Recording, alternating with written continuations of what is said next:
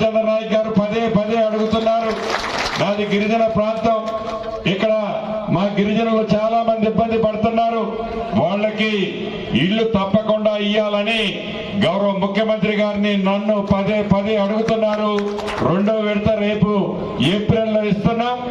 అది రెండో విడత కాకుండా మూడో విడత ఇస్తాం, నాలుగో విడత కూడా ఇస్తాం.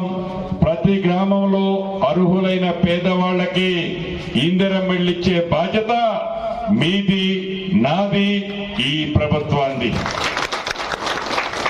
అంతేకాదు పట్టణ ప్రాంతంలో చాలా మంది పేదోళ్ళు పొట్టగొట్టు కోసం ఈ టౌన్ ప్రాంతాల్లోకి వచ్చి నివసిస్తున్నారు. కొంతమందికి ఇళ్ల స్థలాలు కూడా లేవు.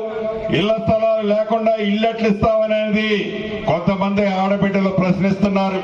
తప్పకుండా ఈ వేదిక మీద నుంచి రామచంద్రన్నకి చెప్తున్నాను, ఆ శాఖ మంత్రిగా అధికారులకు కూడా ఆదేశిస్తున్నాను, ఎక్కడైతే ఇళ్ల స్థలాలకు సంబంధించిన యోగ్యమైన భూమి ఉందో పట్టణాలలో ఆ యోగ్యమైన భూమిని గతంలో తీసుకొని నిరుపేదలకి తప్పకుండా ఇవ్వాలని కూడా రెవెన్యూ అధికారుల్ని ఈ వేదిక మీద నుంచి ఆదేశిస్తున్నాను.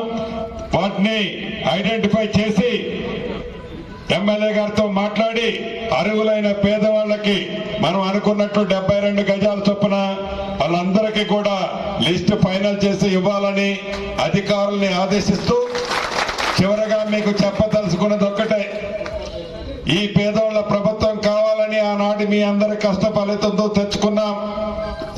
కళ్ళబల్లి మాటలతో అనేక మంది మారు వేషాలతో మీ దగ్గరకు వస్తారు. ఏ వేషంలో వచ్చినా మీరు నిగ్గదీయండి, నిలబెట్టండి.